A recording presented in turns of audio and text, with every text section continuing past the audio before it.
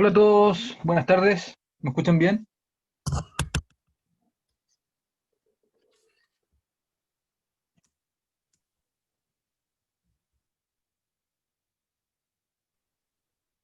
Hola, ¿me escuchan bien? Buenas tardes a Hola, todos. profe.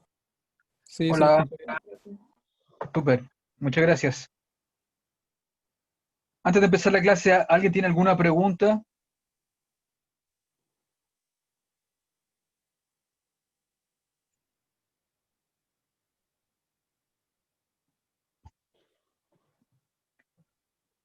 Ya, a ver, también antes de empezar la clase, les quiero decir que el viernes voy a subir la primera tarea de cátedra. Esa tarea va a tener un plazo de aproximadamente 2 días, así que a finales de domingo ustedes van a tener que subir la solución al buzón de voz que voy a crear, perdón, al buzón de web cursos que voy a crear ahí como un único archivo PDF. Así que, para que lo tengan presente, que el viernes se sube la tarea.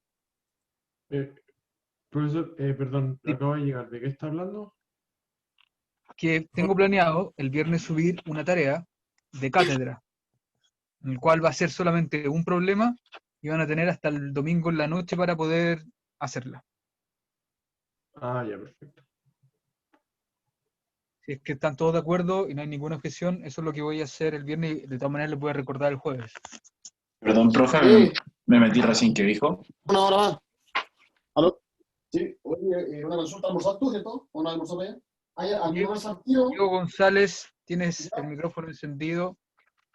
O- A ver, para los que vienen llegando recién, primero apaguen sus micrófonos cuando entre a una clase. Segundo, voy a subir una tarea el viernes. Va a ser la primera tarea de cátedra. Recuerden que las tareas de cátedra se promedian con todas las tareas de taller también. Así que mientras más tareas tengan, mejor para ustedes. La tarea va a tener un problema y el domingo, en la noche se vence el plazo para que suban la respuesta al buzón de web cursos. Entonces tendríamos de viernes a domingo.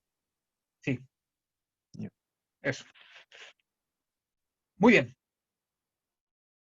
Empecemos. Voy a empezar a compartir pantalla. Así que espero que todos estén viendo esto. Hoy día, primero vamos a partir con un problema donde vamos a incluir una polea y vamos a incluir roce. La única razón por la que hacemos este problema es para que se den cuenta que en realidad se puede ocupar todo lo que ustedes aprendieron en física 1, pero ahora agregando la rotación de la polea. El roce está en esa superficie y hay coeficiente roce mu c. Así que esta masita, que voy a llamar M2, siente roce con la superficie, mientras que esta otra masita está colgando nomás. La polea tiene masa M, radio R y tensión, perdón, y momento de inercia I. Muy bien. El problema es con qué aceleración baja la masita M1, considerando que la polea ahora es real. Lo que hay que hacer ahora es analizar las fuerzas. Déjenme anotarlas todas acá. Esta es obvio, el peso. Y como la cuerda está tensa, hay una tensión T1. Esa tensión T1 se aplica aquí, en ese punto de contacto con la polea. Ustedes ya saben que la cuerda no puede tener tensiones iguales en dos puntos de contacto de la polea porque de otra manera la polea no va a rotar. Eso significa que en ese punto hay una tensión T2, distinta a T1. Y por lo tanto, la masita 2 está siendo jalada por esa tensión T2. Además, en la masita M2 hay una fuerza de roce cinético que está en esa dirección porque va a contraer el movimiento, está el normal y obviamente está su propio peso. Y esas son todas las fuerzas que hay en este problema. ¿Todos están de acuerdo, no? ¿Está en equilibrio, profesor? No. Podría estarlo, pero la idea es estudiar cuando el sistema se está moviendo de forma acelerada. Ah, ok. El equilibrio sería cuando nuestro resultado se vuelva cero. Y eso lo voy a mencionar ahí cuando lo tengamos. Muy bien. Eh, Nota que en equilibrio la polea no puede rotar. Eso significa automáticamente que en equilibrio las dos tensiones tienen que ser iguales. Pero cuando el sistema se mueve, las tensiones son distintas. Escribamos las ecuaciones de movimiento para la masita M1. Obviamente la masita M1 se mueve hacia abajo, y de hecho se puede probar que no se puede mover hacia arriba, y espero que lo hayan hecho en Física 1. Así que estudiemos el movimiento hacia abajo. Como la masita se está moviendo hacia abajo de forma acelerada, ustedes tienen que M1 por A tiene que ser igual a M1G menos T1. Por otro lado, la masita 2 está en equilibrio de forma vertical, eso significa que lo normal tiene que ser igual al peso, pero se está moviendo de forma horizontal en esa dirección. Y por lo tanto, M2 por A tiene que ser igual a T2 menos la fuerza de roce cinético, que ustedes saben que se puede escribir como coeficiente de roce cinético por la normal. La única ecuación que me falta es la ecuación que define cómo rota la polea. Ustedes saben que eso se calcula primero obteniendo el torque sobre la polea. Noten que si la polea está girando en torno a su centro, y yo pongo el sistema de referencia en el centro, en el eje de giro para calcular el torque, entonces yo puedo poner ese sistema de coordenadas, y tengo que en realidad hay dos torques, porque hay dos tensiones, y por lo tanto esas dos tensiones generan dos torques. El primer torque, generado por la fuerza T1, es igual a menos R y tongo, cruz, menos T1 J tongo. Más el segundo torque, que viene dado por R J tongo, cruz, T2 y tongo.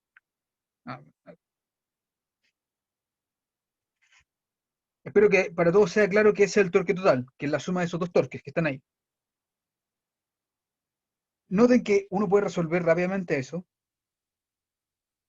y el primer producto cruz que está ahí termina siendo R por T1 en K tongo, menos R por T2 en K tongo. O sea que el torque total es R por T1 menos T2 en K tongo. Y eso ustedes saben que tiene que ser igual al momento de inercia de la polea por su aceleración angular en K tongo. Muy bien. Entonces tengo una ecuación, otra ecuación, y esta otra ecuación está ahí.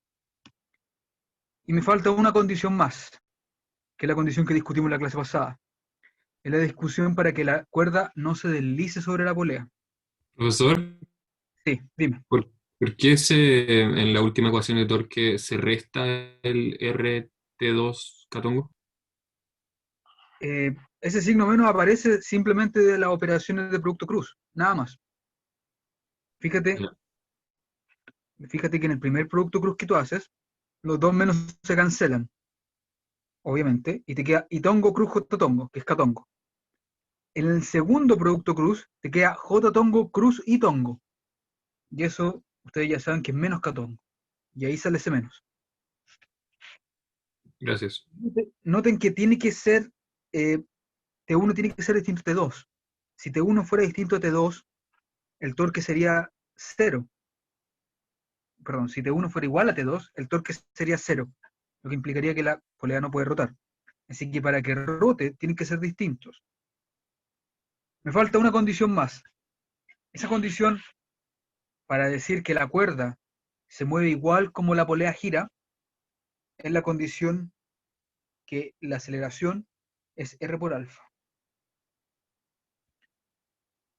Esa la discutimos en la clase pasada, y ahora con todas estas ecuaciones, estas cuatro ecuaciones, puedo resolver el problema. ¿Cómo lo hago?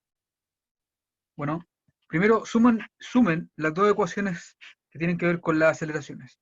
Si las suman, les da que M1 más M2 por A es igual a M1G menos T1 más T2 menos μC por la normal, que es M2 por G. Déjenme juntar todas las cosas con G. Eso es M1 menos μC por M2 menos T1 menos T2. Y ahora ustedes se dan cuenta que aparece el T1 menos T2, que lo puedo calcular de la ecuación de torque. Así que esto se puede escribir como G por M1 menos μC por M2 menos I por alfa partido en R. Pero alfa, ahora lo puedo ocupar con la ecuación de la condición para que la polea rote de la igual forma como la cuerda se mueve. Y eso significa que en vez de poner alfa ahí, yo puedo poner A y tengo que estar dividiendo por un R cuadrado. Y tengo listo el problema, porque ahora lo que yo quiero saber, que es A, lo puedo despejar inmediatamente acá. Si paso I partido en R cuadrado a la izquierda, esto me queda así. Y por lo tanto, la aceleración es G factor de M1 menos mu C por M2 partido en M1 más M2 más I partido en R cuadrado. Y ese es el resultado final. Ahora, varias cosas interesantes hay que primero chequear aquí. Primero, lo que está dentro del paréntesis no puede tener unidades. Como yo estoy buscando una aceleración y G ya tiene unidad de aceleración, eso significa que todo lo que está dentro del paréntesis tiene que tener unidades de nada. Noten que arriba, debido a que el coeficiente de roce cinético no tiene unidades, arriba la unidad de masa y abajo también tiene unidades de masa. Momento inercia por tiene R cuadrado tiene unidades de masa. Así que todo lo que está dentro del paréntesis está bien, no tiene unidades. ¿Profe? Sí. Una consulta para las futuras pruebas, sé que falta un montón, pero ¿el tipo de cálculo que quiere que hagamos es similar al que está haciendo usted ahora? Espérate, la respuesta es sí, pero no entiendo a qué te refieres con tipo de cálculo. Como ese tipo de metodología, porque siempre hay Eh, pautas y cosas de ese tipo. esperen, a ver. Déjame ver Como, no si sé, entiendo. pues definir la masa normal, definir el torque, definir aceleración. Es que, a ver, la respuesta es sí. Y no es que lo quiera yo, así hay que hacerlo. A ver, esto es un curso de física y de ciencia. A mí no me sirve que tú me digas que tú sabes hacer el problema. Lo que yo necesito es que tú me demuestres que sabes hacer el problema.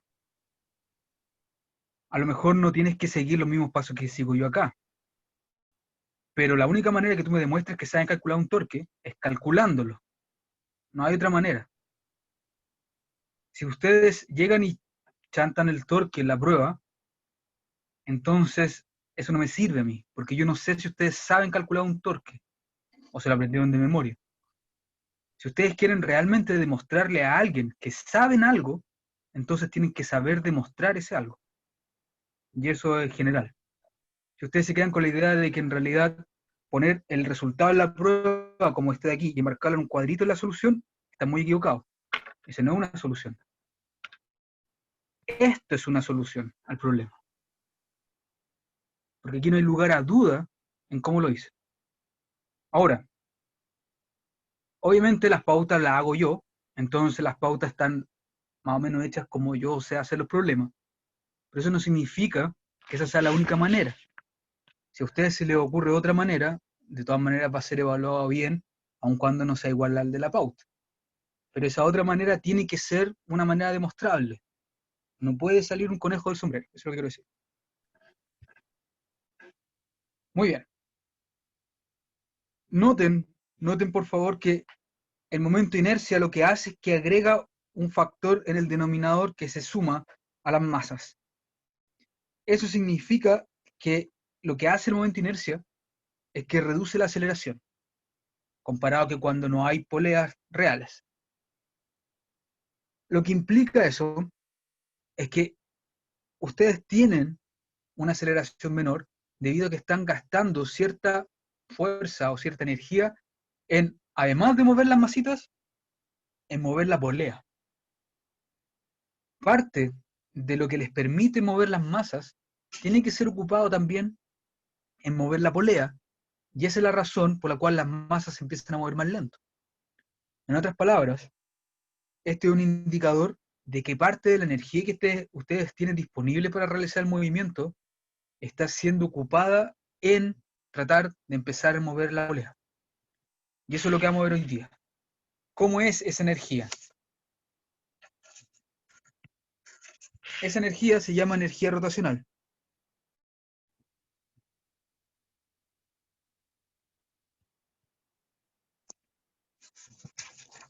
quiero calcularla de primeros principios, y obviamente la demostración que voy a hacer no se las voy a preguntar nunca más, pero aún así la quiero hacer. Por las mismas razones que le dije antes, es importante que ustedes vean que esto se puede demostrar. Y por lo tanto ustedes mismos las pueden demostrar, no es algo que se aparece mágicamente en la pizarra. ¿Cómo se calcula esto? Bueno, consideremos un sólido rígido cualquiera, como el que está ahí. Supongamos que ese sólido rígido se está moviendo, se está trasladando, y al mismo tiempo está rotando. Y también supongamos que ustedes encontraron el centro de masa, que está ahí, por alguna razón. Ahora, yo quiero medir cómo se mueve el centro de masa. Así que voy a poner un sistema de referencia, que voy a llamar O, que va a estar ahí, en algún lugar del universo, y por lo tanto, ustedes siempre pueden definir el vector posición centro de masa, desde algún sistema de referencia, que estoy llamando RCM. Además, este cuerpo está rotando, y eso significa que tiene que haber un eje por el cual está rotando. De todos los ejes que ustedes podrían tener para esta rotación, noten que en realidad lo único que realmente necesitan saber es cómo rota en torno al centro de masa. Porque cualquier otro eje de rotación puede ser calculado a través del teorema de Steiner. El teorema de Steiner lo que les dice es que realmente lo único que importa son los ejes que pasan por el centro de masa. Así que, sin pérdida de generalidad de lo que estamos haciendo, déjenme pasar un eje por el centro de masa. Insisto en este punto, esto es suficiente, porque cualquier otro eje lo puedo obtener con Steiner. Así ¿Tiene que que ser supongamos que está paralelo? rotando. ¿Esa es el Exactamente. requerimiento? Exactamente, lo que yo quiero decir es esto. Supongan que ustedes me dicen, profesor, el cuerpo está girando en torno a ese eje. Podría ser. Entonces yo les digo, bueno, en realidad lo único que necesito es saber cuál es el eje paralelo a el que acabo de dibujar, pero que pasa por el centro de masa. Ese. Si alguien me dice, ahora gira por este eje, yo les digo, entonces tienen que tener un eje paralelo que pasa por el centro de masa así. Así que lo único que importa en realidad siempre son los ejes que pasan por el centro de masa, nada más. Así que dejemos eso tal como está ahí, pasando por el centro de masa. Muy bien. Ahora quiero que se enfoquen en ese punto I, que está ahí. Un punto cualquiera dentro del cuerpo. Desde el sistema de referencia O, yo puedo obviamente encontrar su posición y lo voy a llamar R sub I. Supongan ahora también que hago otro sistema de referencia. Y el sistema de referencia lo pongo justo en mi centro de masa. Y ustedes me pueden preguntar por qué, y yo la única respuesta que les puedo dar es porque quiero. Porque los sistemas de referencia siempre los puedo poner donde yo quiero. Ahora, esta lección tiene una propiedad interesante que se la voy a hacer notar después, pero siempre puedo poner otro sistema de referencia ahí. Y noten que del sistema de referencia O', el punto I ahora tiene esta posición, que está ahí, RI'. Además, tienen que estar de acuerdo conmigo, porque esto lo vimos en otras clases, que ese vector RI' se puede descomponer siempre en un vector que va paralelo al eje, que le pueden llamar Z' en catongo, y un vector que voy a llamar R' perpendicular, que está en el plano de rotación del punto I. Esto ya lo habíamos hecho en otras clases. Lo que quiero decir con todo esto... ¿Vamos a eliminar el Z'? Porque sé como que no va a eso es lo que quiero rotar. hacer. Eso es lo que quiero hacer. Pero lo que está aquí es simplemente, y eso tienen que estar de acuerdo también conmigo, que es pura física 1, o sea, son pura suma de vectores. En otras palabras, lo que quiero decir es que todos se pueden dar cuenta en el dibujo que RI es simplemente RCM más RI'. Una composición de vectores. Y también se pueden dar cuenta que RI' es R perpendicular I' más Z' catongo'. De nuevo, es una composición de vectores. ¿Por qué hago esto? Por la siguiente razón. quiero, bueno, no, mantengan eso aquí, después van a ver claramente por qué. Quiero calcular la energía total del cuerpo. La energía total del cuerpo va a ser un medio por la suma de todas las partículas I, por todas las masitas I, por todas las velocidades I al cuadrado. ¿Están de acuerdo con eso? Son puras sumas de energías cinéticas. Sin embargo, fíjense que esto se puede escribir, perdón, se puede escribir como la suma de todas las masitas por RI.RI. Esto que dibujé acá, perdón, me faltan los puntos, que son las derivadas. Noten que esto es lo mismo que el módulo de la velocidad al cuadrado. Aquí lo que estoy haciendo es derivando el ¿Qué vector V? posición de nuevo, ¿Qué sube? V sub I al la cuadrado. velocidad, Ah, ya. la velocidad. Esta es la energía cinética. Lo que estoy diciendo aquí Está bien. es que la velocidad del puntito I, o si prefieren, el módulo de la velocidad, es el módulo de RI punto. Por lo tanto, BI al cuadrado no es otra cosa que el vector posición derivado temporalmente, producto punto consigo mismo. Eso es general, y eso también es física 1 por ahora. Ahora, metámonos de lleno a física 2. Déjenme escribir qué significa RI punto, de forma explícita, y lo voy a hacer en otro color mejor. ¿Qué significa RI punto? Y para eso voy a usar las descomposiciones que encontré arriba. Noten que eso significa que esto es RCM punto más RI prima punto. Es simplemente la derivada. Y si reemplazo R prima, esto es RCM punto más R perpendicular I punto prima más Z punto prima catongo prima. Y aquí viene la parte importante. Pero, profe, más lento. ¿Reemplazó el RI? Sí, a ver, lo único, en la primera parte, dejen ponerle números aquí, 1 y 2. En la primera parte usé 1 y en la segunda igualdad usé 2. Ah, ya, perfecto. Fíjense que la única parte importante, o sea, la parte más importante de este cálculo es que ustedes me digan cuánto vale Z punto prima. Ah, eso es 0. Todos tienen que ver que eso es 0. Porque lo que está haciendo el puntito I desde el sistema de referencia O' es solamente girar en torno al eje. No están cambiando sus alturas. Por lo tanto, Z punto tiene que ser 0. Y eso conlleva a la siguiente conclusión. La energía total es un medio por la suma de todas las masitas I, factor de, y ahora voy a reemplazar lo que yo sé. R de centro de masa punto más R perpendicular I punto, producto punto de la derivada del vector centro de masa más la derivada del vector perpendicular prima. Muy bien. Ahora, esto se hace igual que una multiplicación, todos con todos. Pero algo tienen que decirme ustedes. ¿Qué es esto antes? ¿Qué es la derivada del vector posición centro de masa? Es simplemente la velocidad del centro de masa. Así se define. Así que déjenme hacer todos con todos. Energía va a ser un medio de la suma de MI. El primer término es S con S.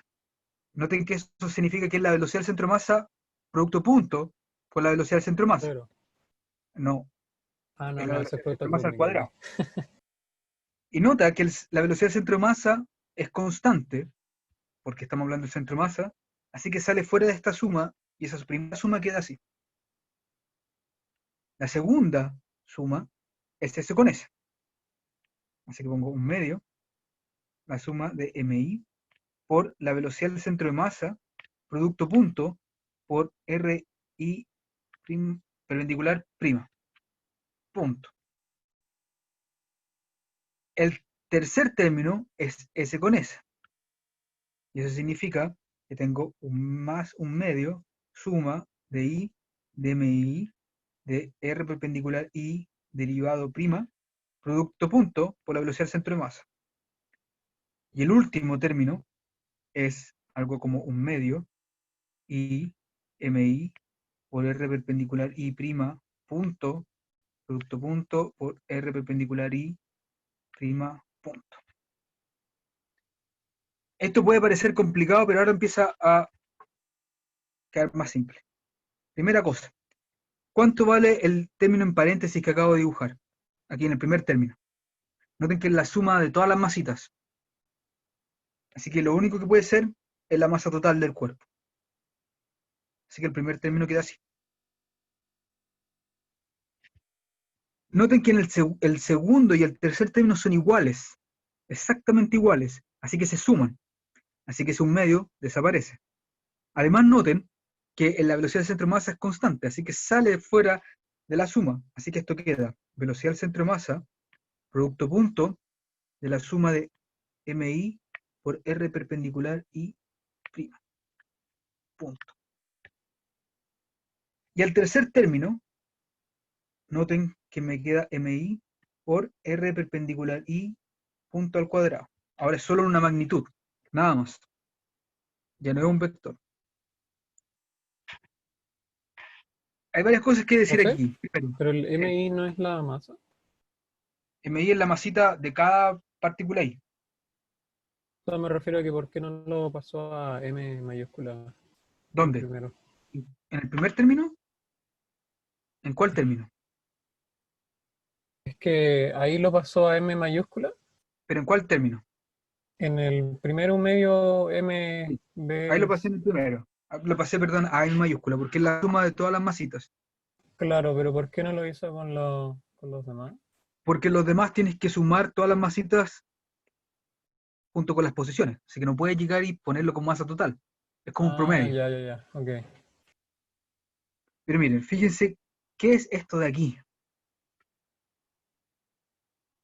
¿A qué se parece esto? El Fíjense que centro como las del- masas son constantes, yo podría en realidad sacar esa derivada que está ahí y llevarla para afuera. ¿Y qué me quedaría adentro? Lo que está adentro, todos tienen que ¿Centro de masa? acordarse de la definición de centro de masa. Esto es como la masa multiplicado por la componente perpendicular del centro de masa, pero medido desde el centro de masa. Porque el vector es prima. O sea, son vectores medidos del sistema O', que es el centro de masa. Por lo tanto, lo que me está diciendo esta ecuación es, ¿cuál es la coordenada perpendicular del centro de masa medido desde el centro de masa? 0. Las posiciones, o la posición del centro de masa medido desde el centro de masa es siempre 0. Al igual que la velocidad del centro de masa medido desde el centro de masa también es 0. La velocidad que ustedes tienen medido desde ustedes mismos siempre es 0. Ustedes siempre están en reposo con ustedes mismos. Así que Profe, el me segundo perdí. ¿Eso es porque no está rotando el objeto centro de en sí masa, mismo? no. Está rotando con respecto a O. No. Lo que está entre paréntesis es estamos calculando posiciones. Y las posiciones, y esta es la gracia de las posiciones, dependen del sistema de referencia que usen para medirlas. Todos los vectores primas están medidos desde el centro de masa. Así que lo que está entre paréntesis aquí es la posición del centro de masa medido desde el centro de masa. Eso siempre es cero. Ok. Siempre es 0. Si no me acuerdo, no me creen, tienen dos opciones. Sentarse y pensarlo un rato para que se den cuenta que tiene que ser así, o dense un ejemplo cualquiera y calcúlenlo. Se van a dar cuenta que siempre les da 0. Muy bien. Así que ahora tenemos solamente dos términos. Pero noten otra cosa interesante. R', aquí me faltó, perdón, un prima. Ahí sí, prima. R', se puede escribir, como ustedes ya saben, este punto, es la velocidad perpendicular I. Que ustedes saben que si es un movimiento circular, se puede escribir como el radio perpendicular por la frecuencia angular. Por lo tanto, esto es simplemente movimiento circular. Por lo tanto, lo que está abajo, la energía, quedaría 1/2 mBcm al cuadrado, más 1/2, la suma sobre todos los I de MI de R perpendicular I al cuadrado por la frecuencia angular al cuadrado. Pero la frecuencia angular, que esto es clave, es siempre igual para cada punto de un sólido rígido. Por lo tanto, sale de la suma, y la suma queda simplemente hasta ahí. Esto es prima, perdón. ¿Qué es el término entre paréntesis? Todos ustedes tienen que reconocer lo que está ahí entre Momento de paréntesis. inercia. Muy bien. Y el resultado final, después de esta larga y tortuosa demostración, es simplemente esto. La demostración nunca más se la voy a preguntar, pero es importante que ustedes vean que se puede hacer. Que esto que aparece al final no aparece por arte de magia. Es simplemente un cálculo en un sistema de referencia adecuado para separar lo que voy a decirle ahora. Un cuerpo en general se puede trasladar y rotar. Lo que acabamos de demostrar es que esos dos tipos de movimientos contribuyen cada uno con un tipo de energía especial. Esta energía que está aquí es la energía cinética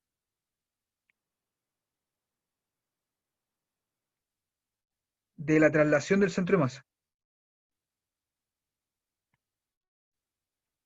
Y si se fijan, lo que está ahí establecido es simplemente lo que ustedes ya saben del centro de masa.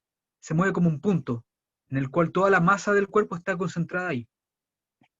Así que el primer término es simplemente la energía cinética traslacional del cuerpo. Este otro término es la energía cinética rotacional.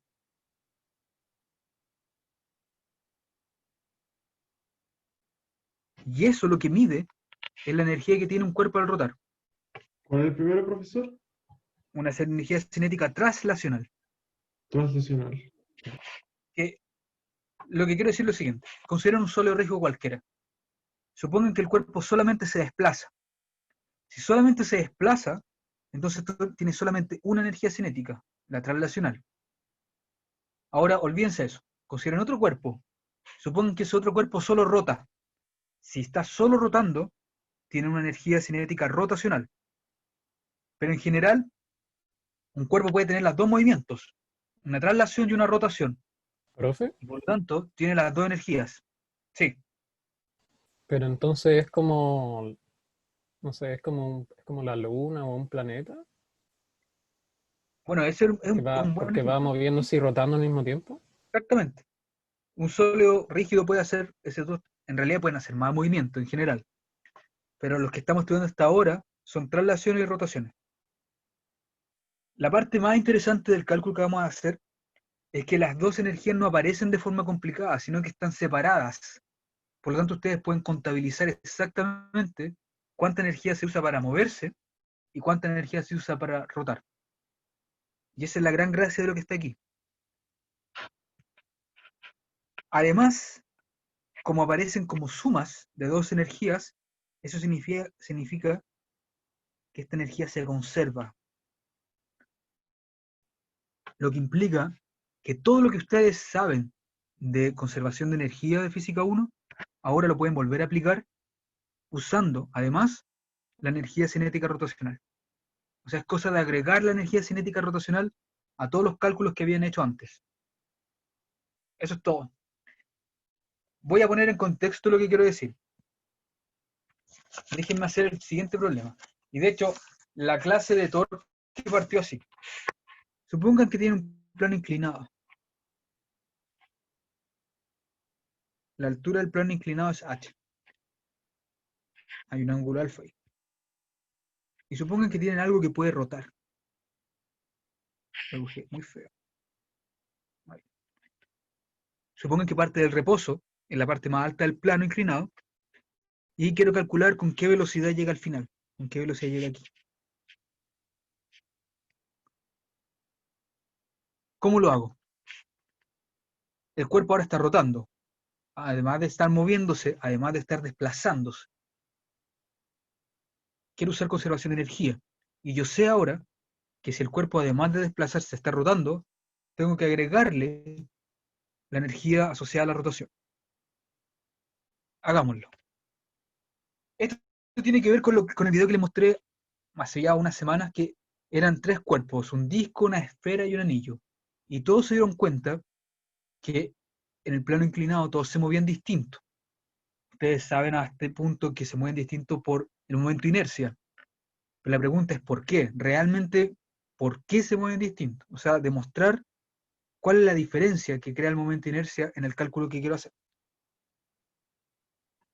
Muy bien. Supongamos que este cuerpo que rueda parte del punto más alto de esta rampa y llega al punto más bajo. Quiero usar conservación de energía. ¿Cómo lo hago?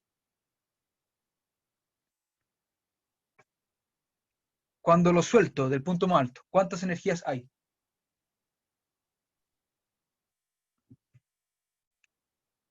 ¿La Varias, potencial? pero simplificando la gravedad. Se mezclaron las voces, no entendí muy bien. ¿Energía potencial? Potencial gravitacional. Muy bien. ¿Cuánto es? Altura por masa, Altura por gravedad. por masa no me da unidad de energía. No me Ya. acuerdo. Recuerden siempre esto, yo les he dicho varias veces. Aquí no hay lugar para que se le olviden cosas. El mundo real no funciona así. Todo lo que Pero supieron, un Google rápido me soluciona. bueno, eso siempre es bueno también. Así que háganlo, si quieren hagan el Google lo más rápido posible. Esa es una buena herramienta. Pero lo importante, lo más importante, y este es un mal concepto, así que les digo, no es acordarse de las ecuaciones, es acordarse del significado físico que hay detrás. Yo no espero que ustedes se acuerden de MGH, en una prueba así, pero en una Sí, clase no. MGH, eso encontré. Yo espero que se acuerden que hay energías potenciales asociadas. Eso es entender lo que pasa detrás. ¿Cómo se escribe la energía potencial gravitacional? Eso se pueden olvidar si quieren y lo buscan en Google. Lo que se tienen que acordar es que hay energías potenciales gravitacionales. La energía potencial gravitacional es MGH. Pero acá hay un problema. Ese H que está aquí, que ustedes llaman altura, depende del sistema de referencia. Las alturas siempre dependen del sistema de referencia. Por lo tanto, si ustedes me dicen que parte con una energía MGH, en realidad me están omitiendo información. Cuando dicen MGH, ¿dónde pusieron el sistema de referencia? El suelo es el 0. Por lo menos Muy en bien. el... Aquí. ¿Por qué les digo esto y soy majadero aquí? Porque tienen que entender que ustedes tienen la libertad de escoger el sistema de referencia donde ustedes quieran. Si ustedes ponen el sistema de referencia acá, entonces el cuerpo parte con energía potencial gravitacional 0. Y no hay ningún problema en eso. Las energías potenciales gravitacionales dependen del sistema de referencia. Eso es todo. Noten que si ustedes escogen el primer sistema de referencia, acá abajo, cuando la pelota o el disco o lo que ruede parte, tiene una energía potencial que es igual a MGH, pero la energía potencial final es 0. Al revés, si ustedes parten con el sistema de referencia acá arriba, la energía potencial gravitacional es 0, pero la final es menos GH. Obviamente el resultado físico no puede depender del sistema de referencia, y eso lo que significa es que los sistemas de referencia son todos equivalentes. Así que elijamos este de acá. Ustedes ya me dijeron, parte con MGH. No hay más, porque como el cuerpo se deja en reposo, parte desde el reposo, no hay más energías. Sin embargo, cuando llega al final, ya no tiene energía potencial gravitacional, porque está a altura cero, pero ahora sí tiene energías de movimiento. Y Energía tiene dos. cinética. ¿Cuánta energía cinética? Ahora tienen que acordarse que hay dos. Eso es el punto importante. La energía cinética ahora Cinética y son dos. rotacional. La translacional y la rotacional. La translacional es un medio m por la velocidad del centro de masa al cuadrado, más la rotacional, que es un medio i por omega al cuadrado. Y esa es la expresión de conservación de energía para nuestro caso. No hay más ecuaciones, es una sola. Eso es todo lo que pueden llegar con conservación de energía. Noten que en esta ecuación ustedes tienen dos incógnitas, la velocidad del centro de masa y la frecuencia angular, pero solamente tienen una ecuación. Eso significa que me falta una ecuación extra, me falta una condición. ¿Cuál es esa Que condición? no resbale. Muy bien, es la condición de que no resbale. Déjenme dibujársela acá, para que vean cuál es. Primero la voy a escribir. La condición para que no resbale, que se llama condición de rodadura o de rodamiento, es que la velocidad del centro de masa sea igual al radio de esto va a tener masa m, radio r, momento de inercia i, sea igual al radio del cuerpo por la frecuencia angular. ¿Qué significa lo que acabo de escribir? Para que vean claramente lo que quiero decir, déjenme hacerle este dibujo. Supongan que el cuerpo está cayendo ahí. Esos puntos blancos que acabo de dibujar, obviamente son el centro de masa.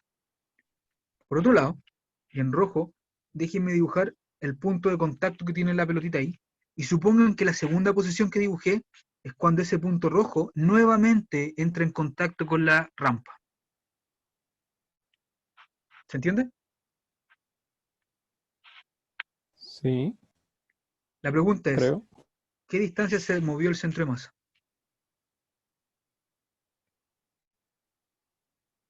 El punto rojo, cuando parte en este dibujo, Velocidad por tiempo. está aquí. El cuerpo está rodando. Esa es la parte importante. Así que el punto rojo sube, sube, sube, sube, y en algún instante vuelve a entrar en contacto con la superficie, cuando está acá. En ese instante, la pregunta es ¿cuánto se movió el centro de masa? Profe, me perdí. Lo último que dijo. A ver, el punto importante aquí es que esta cosa ruede. ¿Por qué digo esto? Porque en realidad esto también se podría deslizar. ¿Sí? Pero yo quiero que ruede. Eso significa que el punto de contacto tiene que darle paso al siguiente punto de contacto en el perímetro de este objeto. Supongan que yo estoy midiendo este punto de contacto y que le estoy poniendo un color rojo. ¿Están todos de acuerdo que a medida que este cuerpo caiga, el punto de contacto va a ir subiendo por el perímetro? Va a ir subiendo, subiendo, se va a mover, hasta que en algún momento va a volver a entrar en contacto con la rampa. En el punto, en el instante de tiempo en el que vuelva a entrar en contacto con la rampa, ¿cuánto se movió el centro de masa? La respuesta es que se movió 2 pi. No puede moverse de otra manera, porque el punto rojo recorrió una distancia 2 pi. Se movió un perímetro. Eso quiere decir que la velocidad del centro de masa es simplemente 2 pi partido en el periodo de tiempo que le toma moverse 2 pi, que es lo mismo que r por omega. Esta es la condición para que el sistema ruede. Y es clave, porque una rueda tal vez no rueda. Las ruedas pueden deslizarse, pero que ustedes realmente requieren de una rueda, la razón por la que construyen una rueda es para que ruede. Eso implica... ¿Se puede reemplazar la velocidad por eso, por el R de omega? Exactamente. Profe, Pero- Incógnito. ¿Cómo? ¿qué una pregunta? ¿Alguien hizo alguna pregunta? Sí, que entonces la velocidad del centro de masa es igual a la velocidad tangencial. Sí. Pero eso es cuando rueda la rueda. Y ese es el punto importante. La ley de conservación de energía no tiene esa condición. O sea, tú puedes usar la ley de conservación de energía para una rueda que se desliza por una rampa. Pero si tú quieres que la rueda ruede, eso es una condición extra al sistema. En otras palabras, y no sé si ustedes han visto esto, estos se llaman constricciones. Y lo que hacen las constricciones es que constriyen el problema. O sea, ustedes están ahora estudiando un problema más pequeño, una rueda que rueda. Y para hacer eso, tienen que imponer una condición extra. Y ahora Pero, o recién sea, por podemos eso si resolver el no se problema. resfala, es igual a la tangencial, la del centro de masa. Exactamente. Eso significa que una rueda ruede. Si alguna vez se preguntaron, ¿qué significa que una rueda ruede? Es esta ecuación matemática que está aquí. Eso es lo que significa. Muy bien. Ahora podemos resolver el problema, porque como dijeron por ahí, puedo reemplazar la ecuación de arriba, y esto queda así. MGH es igual a 1/2, m velocidad del centro de masa al cuadrado, más 1/2 por I, y voy a reemplazar la frecuencia angular. Y esto me queda la velocidad del centro de masa al cuadrado, partido por el radio cuadrado. Y ahora puedo despejar para la velocidad del centro de masa. Noten que eso significa que la pregunta original, que era ¿con qué velocidad llega el cuerpo al final de la rampa? En realidad lo que estoy preguntando es con qué velocidad el centro de masa llega. Es la única velocidad que tiene sentido definir en un movimiento que se traslada y al mismo tiempo rota. La velocidad del centro de masa. Uno, si quiere, también podría preguntar cuál es la frecuencia angular del sistema. Pero si uno le pregunta la velocidad, entonces la única cosa que tiene sentido definir en este problema es la velocidad del centro de masa. Así que ahora déjenme escribir esto un poquito más bonito. Déjenme escribir esto así. Aquí voy a poner la masa. Así que me queda 1 más I partido en mr cuadrado. Noten que esa masa se cancela con esa. Y la velocidad del centro de masa queda simplemente la raíz cuadrada de 2GH partido en 1 más I partido en mr cuadrado.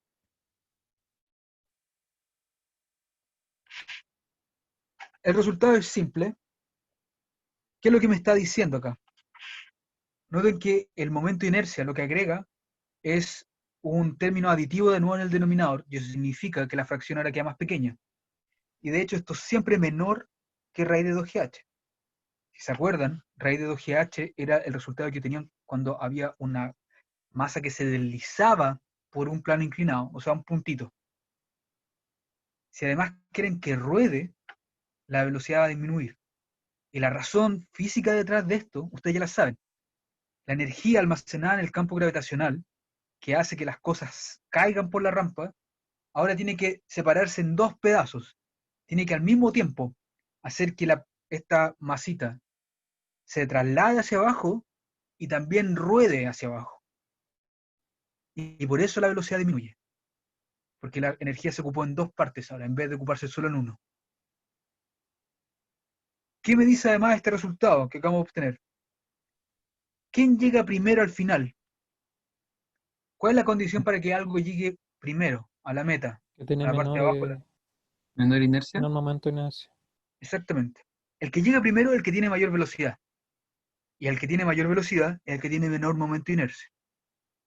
Por lo tanto, mientras más chico sea el momento de inercia de este cuerpo que esté rodando mientras baja, más rápido va a llegar abajo. Si yo les pregunto entre un disco y un anillo, ¿quién gana? ¿Quién gana entre esos dos? El disco tiene menor momento de inercia, así que automáticamente gana el disco. Siempre. Si es que el anillo y el disco tienen la misma masa y el radio, obviamente. Muy bien. El ejemplo que está aquí es fácil y es simplemente para que ustedes se den cuenta de que en realidad lo único que hice en conservación de energía fue agregar el término de energía rotacional que está ahí. Nada más. No hice nada más complicado. Déjenme hacerle otro problema. Y este, de hecho, lo hicimos, pero lo hicimos con fuerzas. Un ascensor. Este tiene masa M2 y este tiene masa M1. Y la separación entre los pisos del ascensor es una altura h. Lo que yo quiero saber es cuál es la velocidad del sistema cuando la masita M1 bajó a una altura h y la masita M2 subió a una altura h.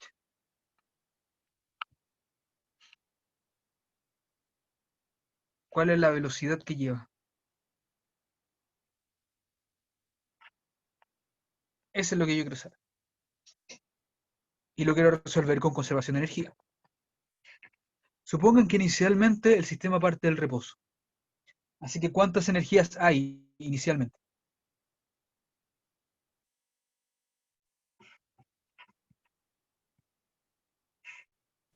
Si el sistema parte del Dos. reposo, si el sistema parte del reposo, no hay ningún tipo de energías cinéticas. La masita no se está moviendo y la polea no está rotando.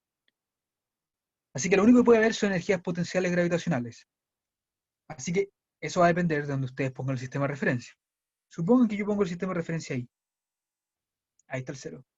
Eso automáticamente me dice que inicialmente hay Ah, que una hay sola una. energía. M1GH. Muy bien. En el instante final que está aquí, ahora sí hay muchas energías. Primero, las potenciales gravitacionales. M1 ya no tiene, porque llegó a lo que yo estoy llamando 0 en mi sistema de referencia. Pero M2 ahora sí tiene. Así que esto implica que primero hay una energía potencial gravitacional asociado a la masa M2. Además, ambas masitas se están moviendo. Y noten que se están moviendo translacionalmente. Eso significa que tengo que agregar una energía cinética para la masita M1 por B1 al cuadrado, más una energía cinética para la masita M2 por B2 al cuadrado, más otra energía ¿Profe? cinética, que es al tiro. Déjame terminar acá. Que es la energía cinética de rotación de la polea. La polea también está rotando. Así que tengo que agregar un medio I por omega al cuadrado, donde I es el momento de inercia de la polea. Sí, dime. Que B1 y B2 no tenían que ser iguales. Muy bien. Ese punto es clave. Yo puse a propósito B1 y B2, solo por ponerlo, por pesado, pero hay un punto que ustedes tienen que darse cuenta. La masa M1 y la masa M2 tienen que tener la misma velocidad, porque están unidas por una sola cuerda. Todo lo que suba M1 lo va a bajar M2 y viceversa. Así que las velocidades son iguales. Lo voy a dejar así. Muy bien. Ahora tengo una ecuación, que es conservación de energía. Pero noten que de nuevo tengo dos incógnitas. La velocidad y la frecuencia angular. ¿Qué me falta para resolver el problema? Lo que me Las falta es una versales. condición. Exactamente. La condición es la condición de que la cuerda haga rotar la polea, o sea que la cuerda no se deslice sobre la polea. Y eso significa que la velocidad de la cuerda tiene que ser igual a la velocidad tangencial de la polea. Como la cuerda se mueve igual que las masitas, entonces la velocidad de la cuerda es v, y la velocidad tangencial de las poleas es r por omega. Que es la misma condición de rodadura que vimos anteriormente. Y esa es la condición que necesitaba. Noten una cosa importantísima acá. Lo voy a hacer en otro color. Si ustedes toman esta condición de rodadura y la derivan temporalmente, asumiendo que R mayúscula es constante, lo que van a obtener es que en el lado izquierdo tienen que punto es A, y en el lado derecho tienen que R por omega punto, que es alfa. Que es exactamente la misma condición que habíamos usado para la polea, pero cuando trabajábamos con aceleraciones. En otras palabras, la condición de rodadura es la condición que usábamos siempre, pero integrada, temporalmente. Así que no hay nada nuevo en lo que estamos haciendo, en la misma condición, eso es lo que quiero decir. Muy bien. Resolvamos el problema entonces. Déjenme pasar todas las cosas con GH para un lado. Me queda algo así como M1 menos M2 por GH es igual a un medio de M1 más M2 por B cuadrado más un medio por I por B cuadrado partido en R cuadrado. Y voy a ver para B, que es lo que yo estoy preguntando. Lo voy a hacer rapidísimo. B es la raíz cuadrada de 2 M1 menos M2 GH partido en M1 más M2 más I partido en R cuadrado. Por favor, siempre recuerden chequear las unidades. Si ustedes chequean la unidad de este resultado, se van a dar cuenta que está todo bien. Pero siempre ustedes tienen que hacerlo, tienen que acostumbrarse a hacerlo. Noten que de nuevo lo que hace la polea es aumentar el denominador, por lo tanto las velocidades son más pequeñas comparados cuando la polea es ideal. De nuevo, la razón es porque parte de la energía que tiene que usarse para mover las dos cajitas tiene que también usarse para mover la polea, hacerla rotar. Y por lo tanto, la velocidad de las cajitas tiene que ser menor, inevitablemente. No hay otra manera. Pero como yo les decía en la clase pasada, que sea menor no es malo, porque el término en el denominador les permite a ustedes, como seres humanos, controlar las velocidades que esto ocurra. ¿Alguna pregunta?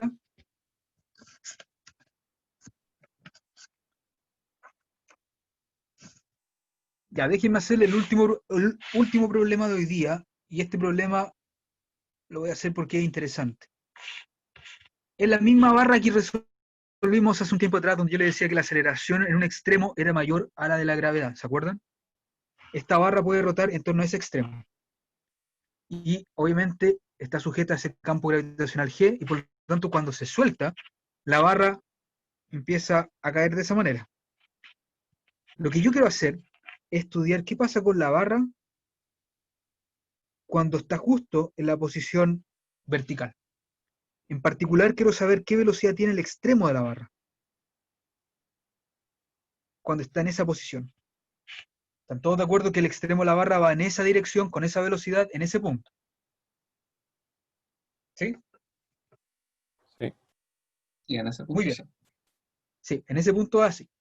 Y recuerden, esto es conservación de energía, así que lo único que puedo hacer es estudiar distintos puntos, ¿no? Los que yo quiera, pero son distintos puntos. No puedo estudiar una dinámica completa.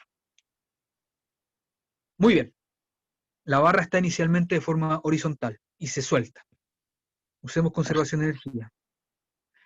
El centro de masa de esta barra de largo L y masa M está obviamente en L medios, como ustedes ya saben. Así que lo único que puede tener esta barra inicialmente es energía potencial gravitacional. ¿Cuál es la energía potencial gravitacional de esta barra? En el punto inicial, cuando yo suelto la barra. Depende del punto cero. ¿Cuál es ¿Dónde lo quieres poner tú? Tú estás en todo lo correcto. ¿Dónde quieres Mm, poner tu sistema de referencia? no sé dónde sería más fácil para los cálculos, pero yo creo que a donde está el puntito, sé que no es un punto, pero donde puso B, Ah, acá. ¿mm? Yo también lo pondría ahí. Para que den positivas. ¿Sí? Recuerden, ustedes siempre pueden escogerla donde quieran. Yo y su compañero la van a poner ahí. Noten que de ese sistema de referencia, ¿a qué altura está el centro de masa? ¿L? L. Así que inicialmente solo hay una energía potencial que es MGL. Nada más. Después, el punto final, que es cuando la barra está completamente vertical, el centro de masa está aquí. ¿A qué altura está del sistema de referencia? ¿L medio? L medios. Así que en el punto final también tiene una energía potencial gravitacional que es MGL medios. Pero además la barra se está moviendo, así que tiene energías cinéticas asociadas. Aquí viene la pregunta clave y por la cual este problema es interesante. ¿Cuántas energías cinéticas tiene?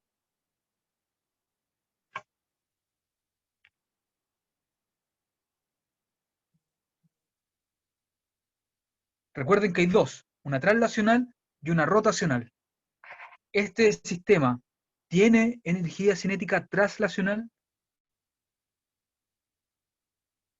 ¿No? No. Lo que está haciendo la barra es solamente rotando en torno a este punto que está aquí, el extremo. No tiene traslación. Por lo tanto, la única energía cinética que tiene es un medio I por omega al cuadrado. Este es un ejemplo en el cual el sistema solamente rota, no se traslada. Por eso es interesante este problema. Noten que como la barra está girando en torno a un punto en su extremo, ustedes ya saben que el momento de inercia en ese caso es 1/3 ml cuadrado. Así que déjenme resolver esta ecuación para omega. Es lo único que puedo hacer. Esto significa que tengo mgl medios es igual a un medio, un sexto, ml cuadrado por omega al cuadrado. Noten que una de las masas se van, uno de los L se va, y el 2 se va con el 3, y me queda que omega es la raíz cuadrada de 3g partido en L. ¿Qué gracia tiene encontrar omega? Es una gran gracia. Recuerden que lo único que se mantiene constante cuando un sólido rígido rota es la frecuencia angular. Así que lo que acabo de encontrar es la frecuencia angular de todo el sólido, de toda la barra. Sin embargo, la pregunta original es la velocidad del extremo de la barra. ¿Cómo se calcula la velocidad del extremo de la barra? W por Aquí L. tienen que acordarse de cómo se definen las velocidades tangenciales en un movimiento circular. En un movimiento circular, las velocidades tangenciales son r por omega, donde r es el radio de la órbita. En este caso, el radio de la órbita, para el punto que está en el extremo de la barra, es simplemente L. Así que la velocidad en el extremo de la barra es L por omega, que es lo mismo que 3 por G por L. Y ese es el resultado. ¿Por qué les digo esto? Porque, por ejemplo, yo les podría preguntar, ¿cuánto es la velocidad del centro de masa?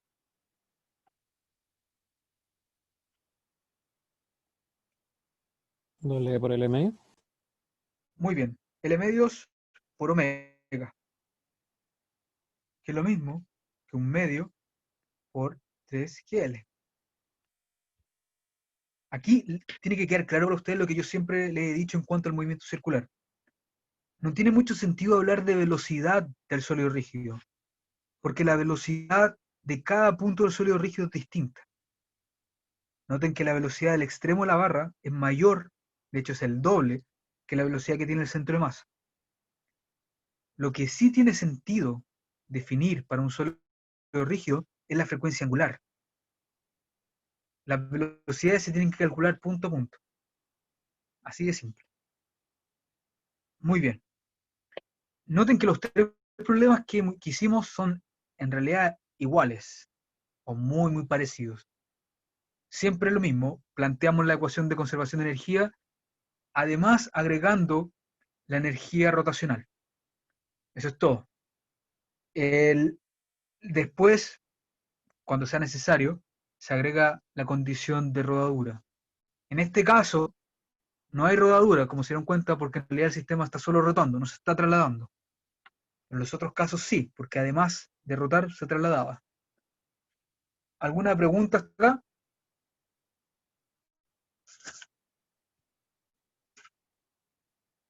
¿No? Muy bien. No. Entonces, ¿sí? ¿Alguna pregunta? Ah, no. Ya. Muy bien. Así que cuando estén trabajando con conservación de energía, recuerden que si el cuerpo está rotando, hay una energía que ustedes tienen que agregar ahí, que no se les puede olvidar. Si no agregan esa energía, entonces en realidad están describiendo simplemente un puntito, lo cual obviamente va a estar mal. Un elefante no se puede aproximar por un punto, si que ustedes están midiendo cómo rota el elefante. Muy bien. Con todo eso dicho, es momento de pasar a otro concepto físico que se llama momento angular. Yo creo que lo van a encontrar como momentum angular.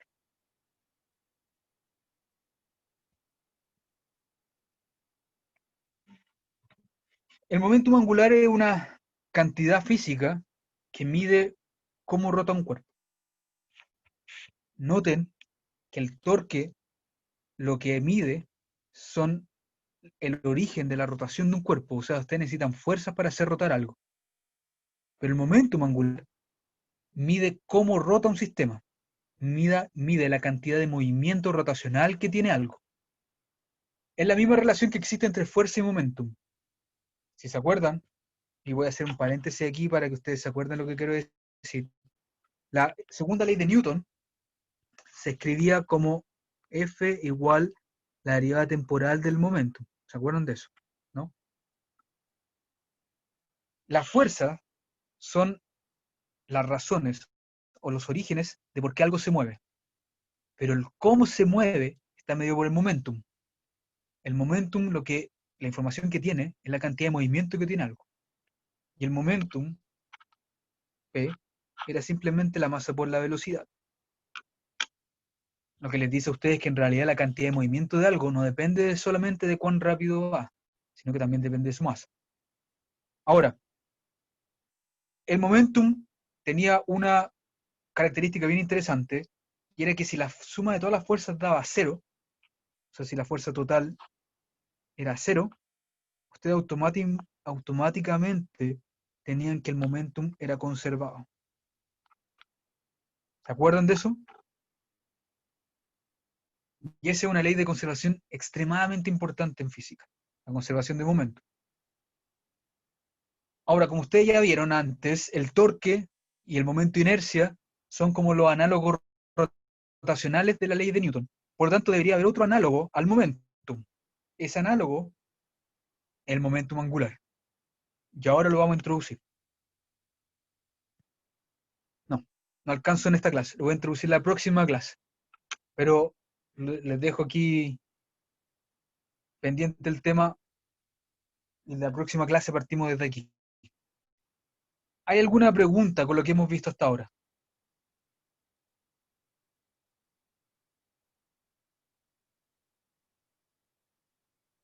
Muy bien. Si no hay ninguna pregunta, entonces nos vemos el jueves y partimos con momento angular ahí.